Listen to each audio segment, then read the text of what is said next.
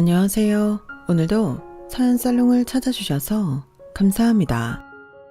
저는 결혼한 지 1년도 되지 않아서 이혼을 한 20대 여성입니다. 천길 물속은 건너봐야 알고 한길 사람 속은 지내보아야 안다는 말이 있죠. 저는 그 말에서 지내본다는 게 시간의 정도인 줄 알았어요. 그래서 남편과의 2년간의 연애가 충분하다고 생각했죠. 그런데 아니더라고요. 저는 2년이나 만난 남편이 저에게 한없이 져주고 받아주기에 바다처럼 넓은 마음을 가진 줄 알았어요. 하지만 알고 보니 남편은 그저 가족이란 울타리 속에서 주눅이 든 거였더라고요. 왜 주눅 들면 자기 의견을 피력하는데 어색해지잖아요. 가족이 되어 옆에서 지켜보니 알겠더라고요. 남편은 맞으면 맞다, 아니면 아니다. 그런 간단한 말도 하지 못했고, 간을 달라고 하면 간을 내주고, 쓸개를 달라고 하면 쓸개도 내주더라고요. 심지어는 시댁에서 저에게 기막힌 요구를 했는데 시댁의 요구대로 하라고 했어요. 그러니 남편은 저의 울타리가 되지 못했을 뿐 아니라 저를 불구덩이로 밀어넣은 거예요. 저는 그 이후로 남편을 포함한 시댁 식구들 중에 제 편은 아무도 없겠거니 생각했죠. 하지만 숨은 조력자가 있었어요. 제가 어린 나이에 결혼을 했는데 그럼에도 불구하고 저를 존중해준 단 한 사람이었죠.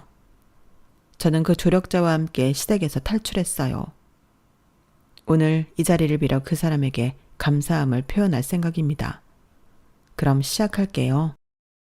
저는 군인의 딸로 태어나 위로 3살 터울의 오빠와 함께 전국을 돌아다니며 생활했어요.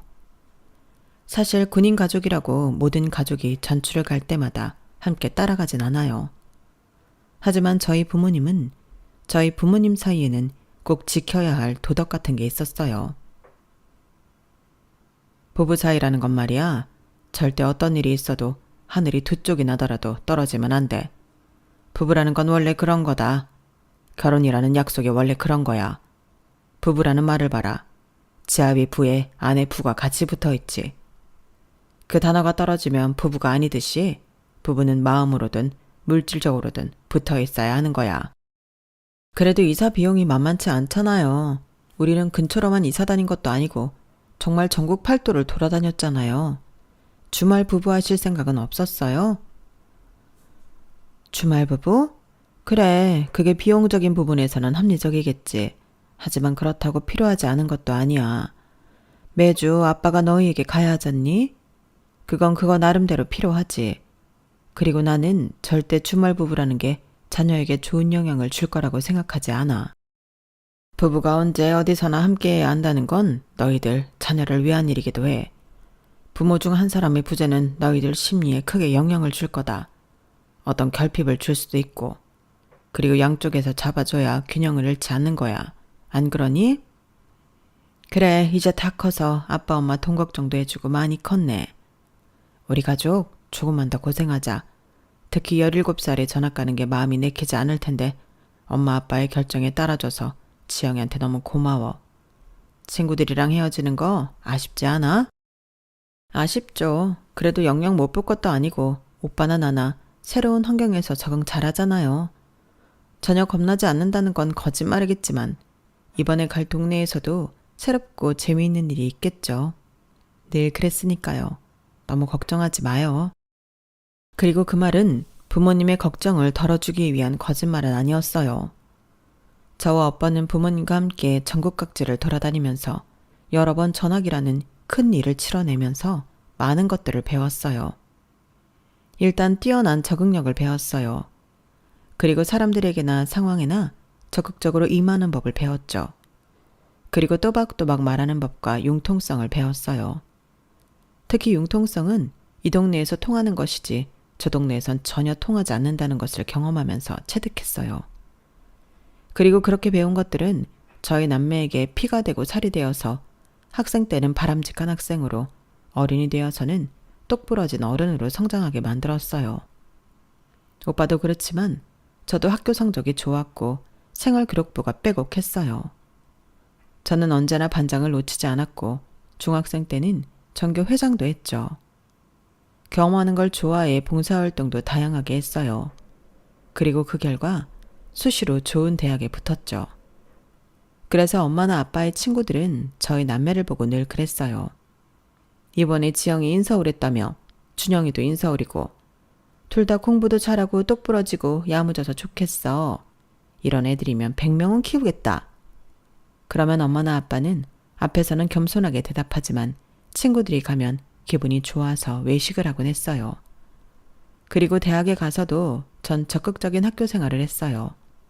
과 대표를 하기도 했고 학회장을 하기도 했어요. 홍보대사를 한 적도 있고요. 사실 학생으로서 가장 높은 위치인 학생회장도 해보라는 권유가 있긴 했어요. 그런데 그때는 공부를 더 집중해서 하고 싶어서 출마하지 않았어요. 아마 출마했으면 됐었을 거예요. 저를 지지하는 학생들이 꽤 많았거든요. 그건 자만이 아니에요. 그렇게 판단한 이유가 있어요. 저는 친구들이 꽤나 많았어요. 들어보면 아시겠지만 제가 외향적인 성향이거든요. 친구들, 사람들과 있을 때 에너지를 얻는 편이죠. 저는 과대표, 학회장, 홍보대사뿐 아니라 동아리 활동에도 참여했어요. 아무튼 제 대학 생활을 되돌아보면 언제나 사람들과 함께였던 것 같아요. 정말 좋은 사람들과 좋은 시간을 보냈어요. 그리고 그 사람들도 저를 좋아했고요. 저는 사람들이 제게 하는 말 중 이 말을 가장 좋아해요. 지영이는 사람을 이끄는 힘이 있는 것 같아. 또 이런 말도 좋아했어요. 지영이 너는 사람들 속에서도 눈에 띈다? 키가 큰 것도 아니고 덩치가 산만한 것도 아닌데. 저는 이 두 말을 지금도 여전히 좋아해요. 예쁘다는 말보다 좋은 것 같아요. 저에게 있어 최고의 찬사죠. 그래서 아마 학생회장도 될 수 있었을 거라고 장담해요. 전 됐을 거예요. 그런 대학생활을 보내서 저는 졸업을 하는 게 참 아쉬웠어요. 하지만 졸업을 하기도 전에 보건소 행정직원으로 취업해서 걱정할 거리도 없었고 저는 워낙 새로운 환경에 잘 적응하니 저를 믿었어요. 그래서 입사 전까지 여행을 다니며 시간을 보냈어요. 저는 처음 살아보는 도시로 이사를 했지만 정말 걱정이 없었어요. 변화에 적응하는 것, 그게 제 장점이라고 생각했으니까요. 그리고 친구들이 해준 말도 온전히 믿었어요.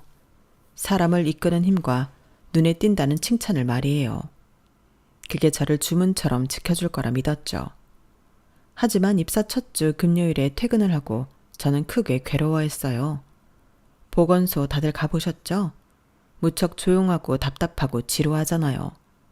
그 공간 자체가 저를 압도하고 클래식이 나오는 클럽은 없듯이 공간이 지루하니 지루한 일만 가득하더라고요. 더구나 저는 보건소 공기에 흐르는 소독약 냄새가 적응이 안 되더라고요. 그리고 사람들은 왜 이렇게 소독솜을 지정된 장소가 아닌 휴지통에 버리는 건지, 보건소에 들어오는 사람들의 표정은 왜 저렇게 퍽퍽한지 저는 맥을 못 추겠더라고요. 그리고 인간관계도 대학생활과 너무 달랐어요. 직장을 다니기 전까진 인간관계라는 게 늘 우호적이고 친밀한 것인 줄로만 알았는데 직장에서의 인간관계는 제가 아는 것과 친밀감의 깊이도 노력의 정도도 다르더라고요. 친밀감은 도시의 얼음장보다 얇았고 노력을 원하지도 않더라고요. 모두 저를 부담스럽게 생각했어요. 어떤 분은 저에게 조금 나댄다고 했고요. 오버하지 말라는 말은 수도 없이 들었어요. 그래서 그렇게 말하기를 좋아하는 저는 입을 다물었어요. 외향적인 제가 입을 다문 만큼 저는 상처를 많이 받았어요. 하지만 직장 사람들 모두 그걸 알아주지 않더라고요. 오히려 조용해지니 좋다고 말했어요. 거기에 저는 또 상처를 받았고 주중을 퍽퍽하게 보냈어요. 이제 제가 그 퍽퍽한 표정의 사람들 중 하나가 되었죠. 그리고 우습게도 그때 저는 첫 연애를 시작해요. 난생 처음 느껴보는 외로움에 사랑은 모기의 입처럼 깊게 저를 쑤셨거든요. 그리고 그래서 그런지 26에 시작한 첫 연애에 결혼까지 하게 되었어요. 제 친구들은 물론 부모님도 놀랐죠. 상대는 같은 보건소에 근무하는 9살 연상의 방사선사였어요. 친해진 계기는 제가 입을 다물고 난 이후였어요. 저는 시위하듯 점심을 먹은 자리에서도 아무 말을 안 했고 남편은 그런 제가 안쓰러웠는지 점심을 먹고 따뜻한 두유를 건네더라고요. 몸 좀 녹여요. 저는 그 말이 마음을 녹이라는 말처럼 들렸어요. 그리고 그 다음 날에도 남편은 제게 두유를 건넸어요. 그러다 어느 날에 문자를 보내왔어요. 저는 좋았어요. 적막했잖아요. 내일 둘이 점심 먹을래요? 그렇게 저희는 처음으로 단둘이 점심을 먹었고 저는 정말 오랜만에 사람과 대화를 했어요. 남편은 제가 떠드는 것을 잘 들어주었어요. 사실 지금 생각해보면 대화가 아니라 일방적이었어요. 남편은 그저 반응만 했죠. 하지만 그것도 좋았어요. 고마웠어요. 그렇게 몇 번 같이 단둘이 점심을 먹었고 저는 남편에게 기대기 시작했어요. 퇴근을 할 때면 방사선실로 가서 같이 퇴근을 하자고 졸랐죠. 남편이 좀 늦는 날에는 방사선실에서 저 혼자 떠들며 남편을 기다렸어요. 아마 귀찮았을 거예요. 그런데 남편은 전혀 그런 내색 없이 제 이야기를 듣고 저를 데려다주고 가끔은 함께 저녁을 먹기도 했어요. 그러다 저는 남편이 좋아지게 되었고 어쩌면 그 전부터 그랬을 수도 있고요. 그래서 제가 먼저 고백했어요. 남편은 받아줬고요. 그렇게 저희는 연인이 되었고 연애 사실은 보건소에서 쉽게 알려졌어요. 제가 뭘 숨기는 성격이 못 되거든요. 저희는 보건소의 공식 커플이 되었고 2년 동안 문제없이 연애하다 결혼을 했어요. 연애는 정말 문제가 없었어요. 제가 본 남편은 정말 좋은 사람이었어요. 남편은 그 지역 사람이어서 도로를 잘 알았어요. 웃기게도 장소는 잘 몰랐고요. 그게 무슨 말이냐면요. 동네와 길은 잘 아는데 거기에 뭐가 있는지는 모르더라고요. 남편도 제가 첫 연애거든요. 그래서 그런 것 같더라고요. 아무튼 그 지역 사람인 남편은 저를 제가 찾아본 이곳저곳에 많이 데려다 주었어요. 그리고 처음엔 그 지역을 나중엔 다른 도시로도 데려다 주었죠. 저는 입사 후엔 여행을 못했는데 남편 덕분에 여행을 다시 시작할 수 있었어요. 그리고 남편이 저에게 운전을 가르쳐 주었는데 그때 화를 한 번도 안 내더라고요. 저는 그때도 정말 좋은 사람이구나, 내 눈이 틀리지 않았구나 생각했죠. 저는 연애를 해본 적은 없지만 남편과 연애를 하면서 남편이 소울메이트 같았어요. 그만큼 잘 맞는다고 생각했죠. 저희는 연애를 하면서 싸운 적도 없어요. 결혼을 안 할 이유가 전혀 없었어요. 하지만 사실은 결혼을 못할 뻔했어요. 저희 커플의 첫 위기였죠. 때는 상견례 때예요. 저희 부모님뿐 아니라 시댁에서도 저희를 반대했어요. 상견례는 오빠가 운영하는 일식집에서 했죠. 처음엔 시댁 근처에서 하려고 했는데 아무래도 오빠 가게에서 하면 공짜로 할 수 있고 그래서 제가 오빠한테 초대해달라고 부탁했어요. 초대를 한다고 하니 시댁에서도 기꺼이 저희 가족이 정착한 도시로 가겠다고 하셨고요. 저는 하루 먼저 친정에 가서 시간을 보냈어요. 그래서 저희 친정 식구들이 먼저 가게에 도착했죠. 오빠는 음식을 준비하느라 분주했고 저와 엄마 아빠는 조금 긴장했어요. 그리고 약속 시간에 딱 맞춰 시댁 식구들이 도착했어요. 시댁 식구들은 그때 처음 만났는데 식구들이 저희보다 많더라고요. 시어머니, 시아버지, 남편, 서방님, 동서, 시누이 이렇게 6이더라고요. 남편에게 듣기로 서방님이 결혼한 지 3, 4년 정도 됐다고 들었는데 아이는 없었어요. 제가 이런저런 생각을 하며 시댁 식구들을 안내하는데 시어머니가 엄마에게 인사를 하고 지나갔거든요. 그런데 엄마가 갑자기 기침을 하는 거예요. 그리고 그 순간 엄청 지독한 향수 냄새가 확 풍겼어요. 그리고 자세히 보니 시어머니만 유독 화려하더라고요. 제가 여자니까 알잖아요. 아니, 여자가 아니더라도 알 수 있었어요. 샤넬 로고 브로치가 있는 샤넬 원피스에 구찌 가방, 에르메스 로퍼, 거기다 시어머니는 샵에 다녀온 것 같았어요. 그런데 나머지 식구들은 상당히 수수했거든요. 그래서 시어머니가 유독 과하고 화려해 보였어요. 저희 엄마는 이번에 재채기까지 했어요. 어머, 이런 향수는 처음 맡아보시나 봐요. 로자 펴품이라고 만수르가 사용한다는 그거예요. 시어머니는 손을 가리고 웃으며 자리에 앉았어요. 그리고 오빠가 들어와 시댁 식구들에게 인사를 하며 음식을 날랐어요. 다른 직원은 없어요? 서둔 총각한테 이런 대우 받으니 좀 부담스럽네. 아닙니다. 다른 직원이 있어도 제가 드려야죠. 제가 초대한 건데요. 아무쪼록 저희 지영이 잘 부탁드립니다. 그거야 뭐 지켜봐야 하는 것 아니겠어요? 처음부터 집안끼리 신경전이 있었어요. 저는 더 긴장할 수밖에 없었어요. 저희 아들이 너무 과묵해서 제가 아가씨 이름도 나이도 못 들었네요. 나이가 어떻게 돼요? 올해로 28입니다. 28? 그럼 우리 아들보다 9살이나 어린 거야? 어머, 아주버님 능력자네요. 그럼 족보가 꼬이네. 나이 어린 형님이라 우리 호정이 불편하겠다? 시어머니가 서방님 옆에 있는 동서를 쳐다봤어요. 시누이도 저보다 나이가 많은데 시어머니는 동서를 걱정했죠. 그런데 동서는 별 생각이 없어 보였어요. 에이, 그래도 가족관계인데 예의는 지켜야죠. 불편할 게 뭐가 있어요. 동서가 그렇게 말하는데 시어머니는 곰곰이 생각하더라고요. 그럼 그냥 이름을 불러라. 호정 언니, 지영이 이렇게. 그러자 저희 엄마 표정이 싹 굳었어요. 그래도 가족 간에 예의가 있는데 그러면 되나요? 형님 동서 그렇게 불러야죠. 아니, 우리 호정이가 도준이랑 나이가 같아요. 9살이나 많다고요. 그런데 어떻게 형님 합니까? 시어머니는 말도 안 된다는 듯이 말했어요. 그리고 갑자기 저희 남편을 흉봤어요. 너는 어떻게 저렇게 어린 여자를 데리고 와서 결혼을 한다고 하니? 족보 꼬이게. 몰랐는데 네가 욕심이 참 많구나. 서로 만나겠다는데 나이가 뭐가 중요해요? 서로 마음이 더 중요하죠. 그럼 아가씨 하는 일은 뭐예요? 같이 보건소에서 근무하고 있어요. 저는 행정파트에서 근무해요. 수준은 맞겠네. 수준이요? 우리 아들들이 다 분수는 알아서 수준에 맞는 여자를 만났네요. 우리 아들이 의사예요. 이제 곧 개원할 거고요. 우리 며느리도 의사예요. 얜 벌써 개원을 했어요. 가정의학과요. 사돈어른 복 받은 거예요. 그렇게 말하며 갑자기 시어머니는 며느리 자랑을 했고 시아버지도 거들었어요. 둘이 의사라서 그런 게 아니라 얼마나 영특하고 영리한지 모릅니다.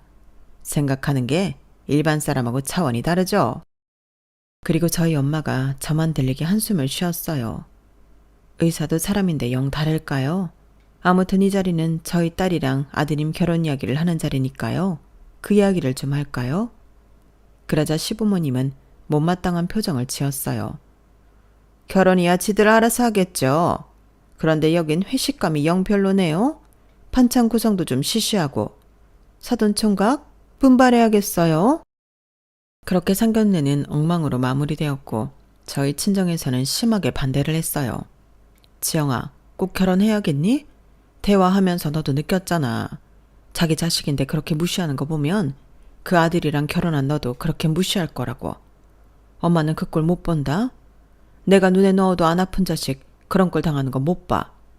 그리고 말끝마다 의사며느리 하는데 너 시집가면 비교당할 거 뻔해. 결혼은 남자만 보고 하는 게 아니야. 그 집안을 봐야지. 엄마는 결혼하라고 하고 싶지가 않다.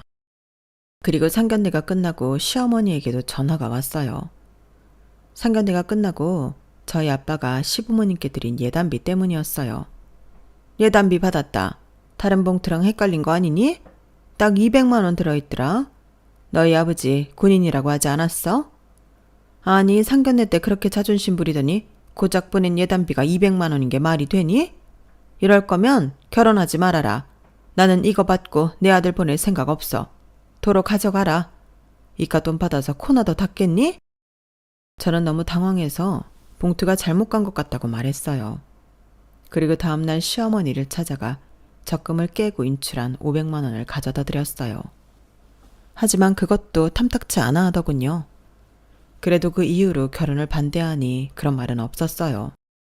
그리고 친정에는 제가 남편 아니면 안 된다고 정말 잘 살겠다고 말하며 설득했죠. 그래서 겨우 결혼했어요. 그리고 저는 발리로 신혼여행을 갔어요.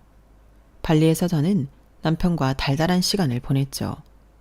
저에게 굴러들어온 지옥을 상상하지도 못한 채 말이에요. 저희 친정엄마의 말이 성견지명이었어요.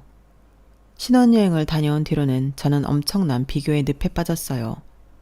시어머니가 저와 동서를 죽어라 비교했거든요. 동서가 그 자리에 있든 없든 제가 있으면 시어머니는 그랬어요. 제가 남편이 그 지역 사람이라고 말씀드렸죠. 그리고 남편은 결혼 전에 시댁에 살고 있었다고도요. 즉 저희 부부는 시댁과 같은 지역에 자리를 잡았고 시댁 식구들과 자주 모였어요. 자주 모인 자리에서 시어머니는 저와 대놓고 동서를 비교했죠. 시댁에서 밥을 먹고 치우는 동안 시어머니는 동서를 불러 담소를 나눴고 치우는 건 온전히 제 몫이었어요. 그리고 돌아가는 길에 동서에게는 항상 무언가를 쥐어주면서 저는 빈손으로 돌아가게 했죠. 그리고 호칭도 저에게는 동서의 이름이 호정이거든요. 호정 언니라고 부르게 하고 동서에게는 제 이름을 부르게 했어요. 동서가 가끔 저를 형님이라고 부르면 시어머니는 핀잔을 주었죠. 어린 게 꼬박꼬박 형님 소리 듣고 싶니? 그리고 저에게는 늘 일을 그만두고 아이를 빨리 가지라고 잔소리를 했어요. 그러면서 결혼 4년차가 되어 아이도 없는 동서에게는 병원은 잘 되고 있냐? 네가 좋은 일 하느라 고생이 많다. 이런 이야기만 할 뿐 저보다 9살이 많은 동서에겐 아이 이야기는 하지 않았죠. 시어머니는 너무 노골적으로 저를 미워했어요. 의사 며느리를 사랑하는 방식이 이런 걸까요? 아무리 제가 어리고 동서보다 능력이 없지만 그래도 자기 아들이 선택한 여자인데 이왕 결혼까지 시킨 거 예쁘게 봐줄 만도 하잖아요. 그런데 시어머니는 저를 예쁘게 봐줄 생각이 없었어요. 언제는 한번 동서가 시댁 식구들이 모인 자리에서 저에게 집들이는 언제 할 거냐고 물었어요. 미처 생각 못했어요. 언제가 좋을까요? 집들이는 무슨 그 코딱지만한 집에서 뭘 한다는 거야? 호정아 못 들었니? 얘네 집 30평도 안 된다. 그런 집 구에서는 무슨 집들이야 집들이는. 나중에 제대로 장만한 뒤에 해라. 어머님 그래도 식구들 앉을 자리는 있어요. 날짜 잡을 테니까 언제 모여서 식사해요. 참나 난 안 간다. 그 코딱지만한 집에 식구들 모여 다닥다닥 앉아있는 거 생각하면 숨 막혀. 모여서 할 거면 너희들이나 해라. 그리고 호정이는 그때 우리 집에 오고 그리고 그 집에 호정이 외제차 서 있으면 사람들이 이상하게 생각할걸? 저희 아파트에도 외제차 많아요. 그럼 뭐하니? 너희는 취급도 안 해주는 국산차인걸. 국산차가 뭐 어때서요? 저희가 애국자니까 그런 거죠. 애국자는 얼어 죽을 애국자다. 누가 돈 있다가 국산차 사니? 난 그런 사람 한 명도 못 봤다. 아무튼 집들이는 하지마. 방음도 안 될 텐데 거기서 무슨 이야기를 하겠니? 동네 창피할 일 있어? 동네 창피할 일이 뭐가 있어요. 너 같으면 자식 중에 누군 의사고 누군 보건소에서 사진이나 찍고 있다고 하면 좋겠니? 게다가 자기 수준에 맞는 여자 만난 건 좋다마는 너라고 너 같은 며느리 두고 싶었겠니? 걔는 늘 그렇게 자신감이 없어. 그러니 찍소리도 못하고 너한테 끌려 결혼했겠지. 그 이야기를 듣는데 저는 알겠더라고요. 왜 남편이 시댁에서 연락이 오면 핸드폰을 3초 정도 쳐다보고 전화를 받는지, 왜 남편이 시댁에만 오면 더 말이 없어지는지, 왜 남편이 시댁에만 오면 그 좋아하는 밥도 다 먹지 못하는지 말이에요. 시어머니는 어려서부터 남편과 1살 터울인 서방님을 비교했어요. 시부모님 눈에는 남편은 평범했고 서방님은 영리하고 공부 잘하는 엘리트였으니까요. 시부모님에겐 아픈 손가락이란 없었어요. 오히려 그 손가락을 과감히 잘라냈죠. 처음부터 그랬는지 기대를 했다가 그랬는지 모르지만 사실 시댁에 처음 갔을 때부터 이상했어요. 거실벽엔 온통 서방님에 대한 것들이 있었거든요. 서방님이 이제껏 받은 상장부터 의사 면허증, 사진들, 남편과 신우의 것은 없었어요. 그래도 신우이는 딸이라서 몇 장 사진은 있었어요. 가족 사진으로요. 자기는 왜 없어? 아, 나는 안 찍었어. 그때 남편의 표정은 그다지 좋은 표정은 아니었어요. 조금 민망한 표정이라고 할까요? 그리고 제가 처음 시댁에 온 날 시아버지는 식구들이 다 있는 앞에서 남편에게 말했어요. 이왕 결혼을 했으니 잘 살아라. 그때 상견례 때 보니 네 그릇에 적당한 사람들이더구나. 나와 네 엄마가 실망했을까 싶다면 걱정 마라. 큰 기대를 하지 않아 실망도 없으니까. 네 수준이 여기까지인 걸 누굴 탓하겠니? 잘 살아라. 잘 살면 된다. 그리고 시아버지는 남편과 마찬가지로 밥을 다 먹지 않은 신우이를 쳐다봤어요. 연수 너는 그 애 아직도 만나냐? 네, 왜요? 네 그릇도 거기까지인 거냐? 사람들이 좀 대차게 살아라. 내가 언제부터 너희들을 그렇게 키웠니? 그렇게 키웠죠. 내가 언제 너를 그렇게 키웠어? 나비처럼 나르라고, 구름처럼 떠다니라고 키웠지. 높이 봐, 높이. 고작 거기서 머무르지 말라고. 우린 아직 너한테 기대한다. 그러니까 너희 치과 원장이 몇 살이라고 그랬지? 그 말을 하자 신우이는 치가 떨린다는 듯이 자리에서 일어나 방으로 들어갔어요. 그리고 저희가 모두 갈 때까지 나오지 않았죠. 지금 생각하니 퍼즐이 맞춰져요. 왜 그땐 시부모님이 자식들을 차별한다는 생각을 못했을까요? 그저 기대가 많은 부모라고 생각했어요. 자식을 차별한다니. 저에게 그 말은 파란색 스파게티처럼 말도 안 되는 일이었으니까요. 그리고 이내 저는 시부모님이 저와 동서를 차별하는 것이 자식들을 차별하는 마음에서 비롯된 것이라는 걸 알았죠. 그 생각이 드니 뿌리를 뽑을 수 있을까 싶더라고요. 뿌리를 뽑으려면 남편과 서방님의 차별도 뿌리를 뽑아야 하잖아요. 아주 오랜 시간 동안 자라온 것일 텐데 불가능할지도 모른다는 생각을 했어요. 하지만 그러면서도 이대로 살 수 없다고 생각했죠. 그런데 어느 날 시어머니가 제게 반찬 몇 가지 좀 만들어 오라고 하는 거예요. 그래서 그렇게 몇 번 만들어 드렸어요. 그리고 시댁 식구들이 모여 저녁을 먹는 날 제가 시어머니에게 물었죠. 어머님, 반찬 입에 맞으셨어요? 제가 처음 해본 것들이 많아서 괜찮았어요? 아, 괜찮았단다. 다음에도 부탁하마. 그때는 그냥 그렇게 넘어갔어요. 그리고 몇 번 더 반찬을 해달라고 해서 해줬죠. 그런데 엘리베이터 앞에서 동서를 만났어요. 동서가 제가 시어머니에게 반찬을 드릴 때 쓴 종이 가방을 들고 있더라고요. 이거 뭐예요? 아, 어머님이 반찬해 주셔서요. 이렇게나 많이 해주셔서 겨우 다 먹었어요. 형님도 드셔보셨죠? 그런데 이제 어머님도 나이 드셨나 봐요. 원래랑 맛이 좀 다르더라고요. 그러면서 동서가 종이 가방 안을 보여주는데 저희 집 반찬통이었어요. 저는 뒤통수를 3개 맞은 듯한 기분이 들었어요. 그리고 부엌에 시어머니가 혼자 있을 때 사건의 진실을 물었죠. 어머님, 제가 만든 반찬 동서한테 주셨어요? 동서? 너 자꾸 그렇게 부를래? 호정 언니, 그렇게 부르랬잖아. 어린 게 못된 것만 배워서 따박따박 형님 노릇하려고 한다니까? 아, 네. 주셨어요? 그래, 왜? 누가 먹든 상관없잖아? 그럼 저한테 솔직하게 말하시지. 지금 내가 거짓말을 했다는 거야? 내가 언제 반찬 해달라고 했지? 내가 먹을 거라고 했니? 저는 당연히 어머님이 해달라고 하셨으니까 어머님이 드시는 건 줄 알았죠. 왜? 호정이가 먹으면 안 되니? 그런 건 아니지만 동서, 아니 호정 씨는 어머님이 한 줄 알던데요? 네가 했다고 굳이 말해야 해? 왜? 생색내려고? 저는 이 불편함을 어떻게 설명해야 좋을지 몰랐어요. 그런데 굳이 설명을 해야 하나 싶었죠. 앞으로 호정 씨 줄 거면 저한테 제대로 말을 하세요. 어머님이 저 속인 것 같고 기분이 그렇네요. 어머머, 너도 참 웃긴다. 가족끼리 그럴 수도 있는 거지.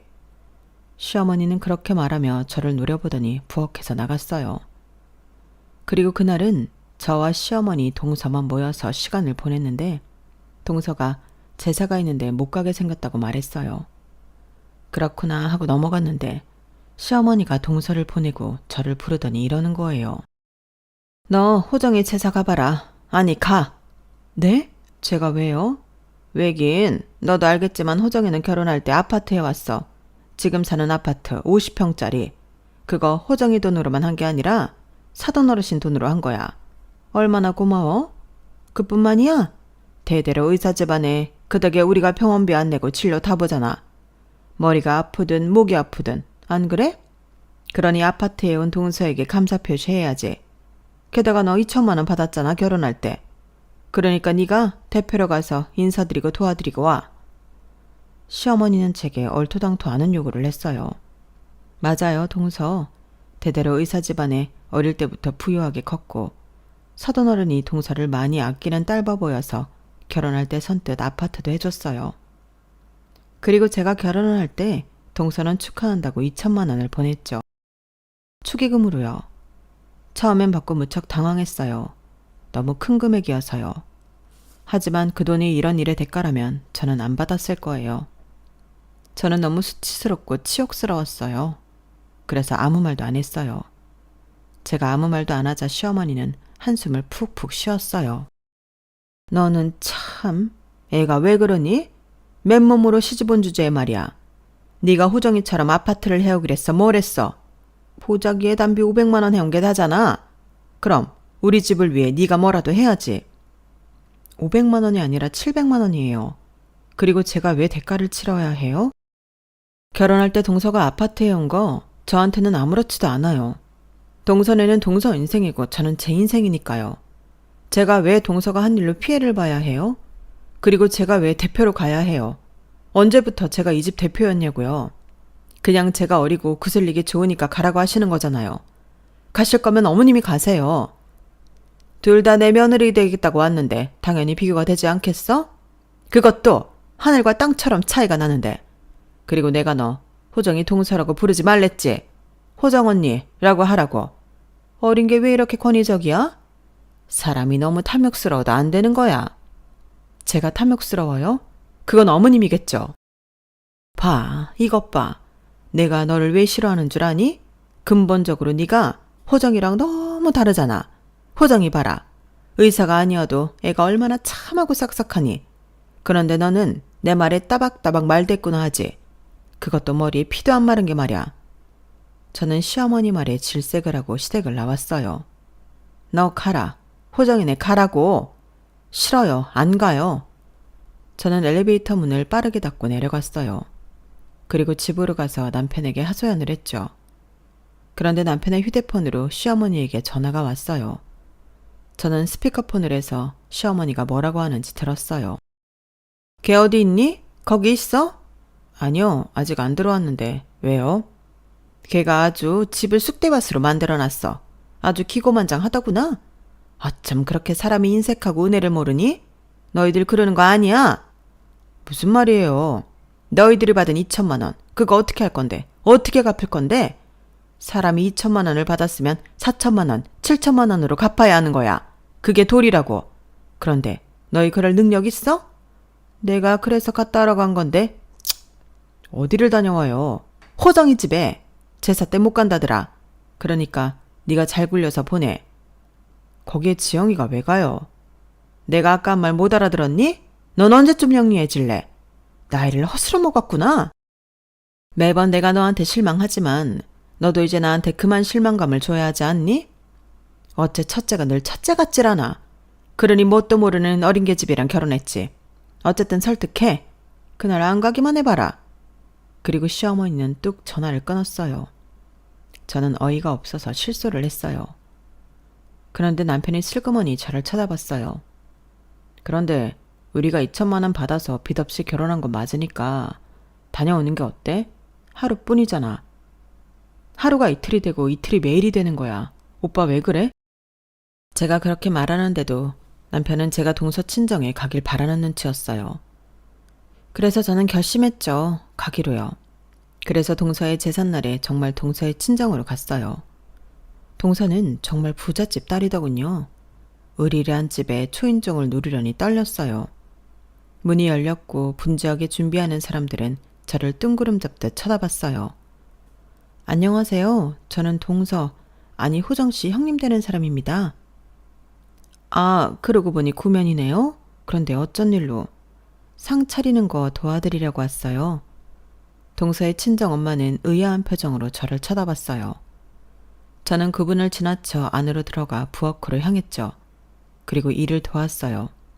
그런데 동서의 친정엄마가 한참을 저를 지켜보다 제 손을 붙잡더라고요.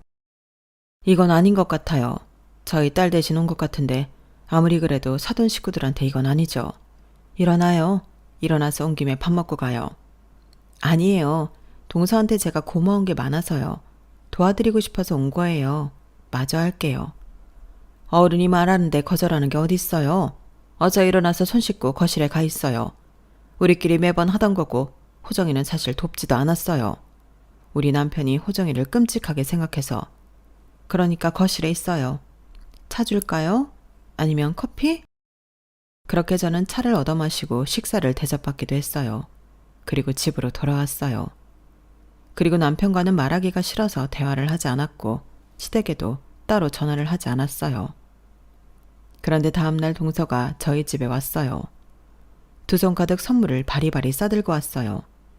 무슨 일이에요? 형님, 너무 죄송해요.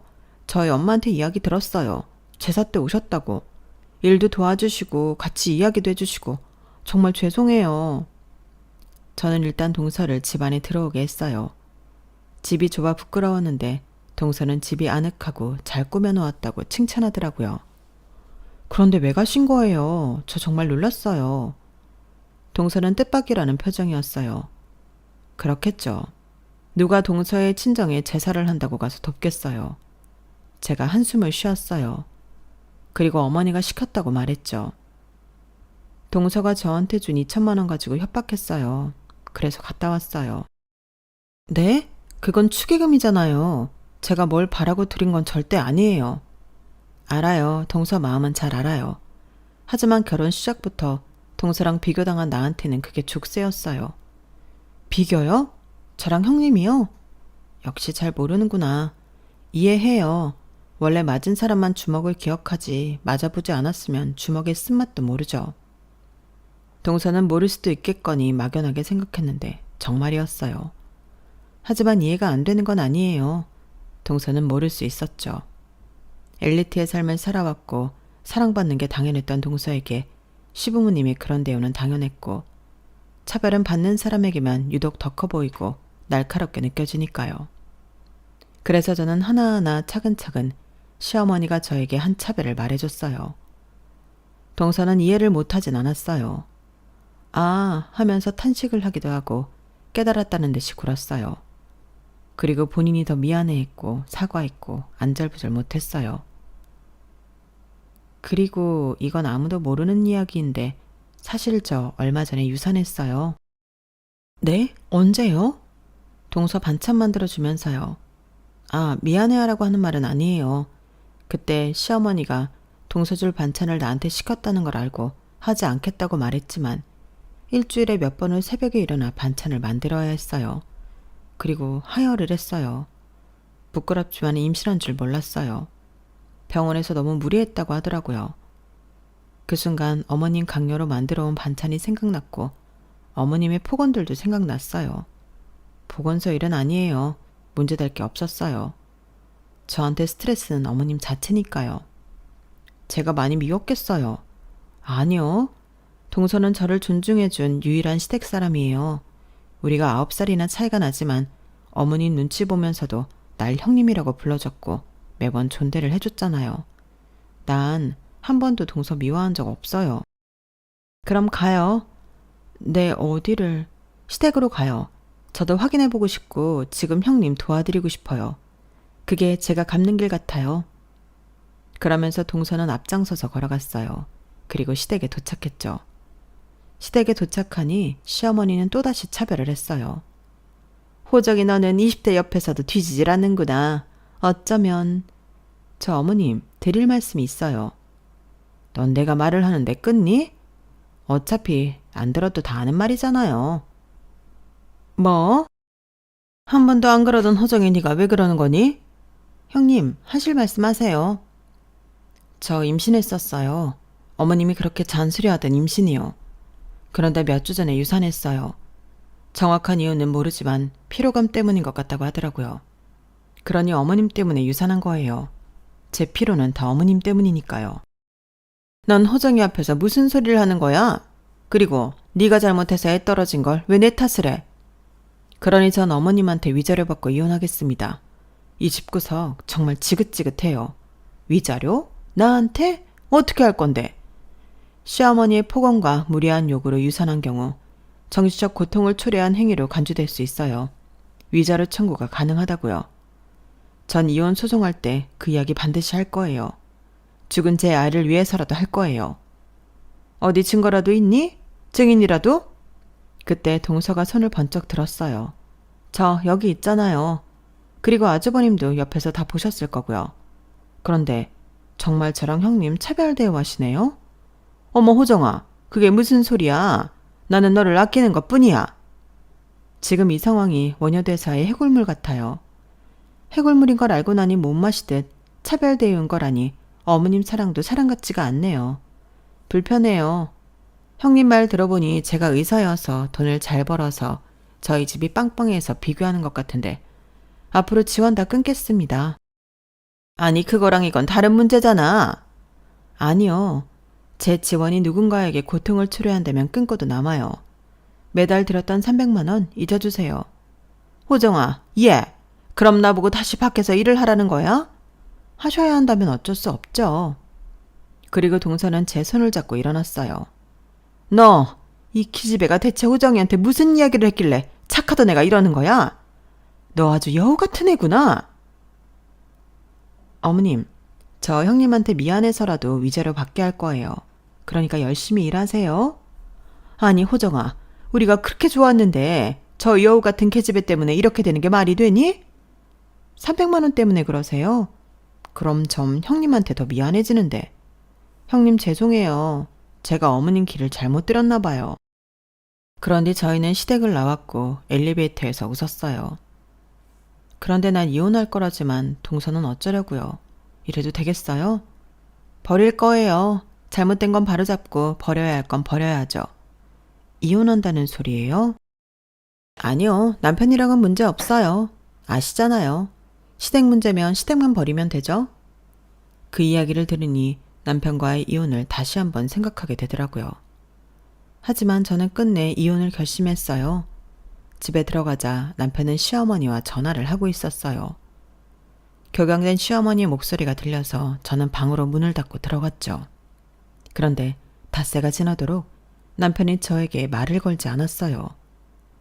그래서 저는 이혼 조정 신청서를 내밀었어요.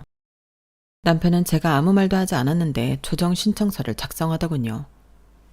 그래 이혼하자. 뭘 묻지도 않고 따지지도 않는데. 그래 해버리자. 때론 그런 엄마 밑에서 큰 네가 불쌍하기도 했어. 그런데 지금은 아니야.